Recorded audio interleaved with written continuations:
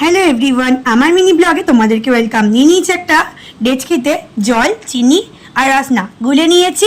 এবার একটু বরফ দিয়ে খেয়ে নেবো, কারণ যা গরম পড়েছে। রসনা বা এই সমস্ত ঠান্ডা খেতে তো আমার ভীষণ ভালো লাগে। তারপরে বাকি যেটা ছিল সেটা দিয়ে ভাবলাম একটু আইসক্রিম করে নিই। তার জন্য আইসক্রিমের ট্রেগুলো বা এই কাপগুলো নিয়ে নিয়েছি।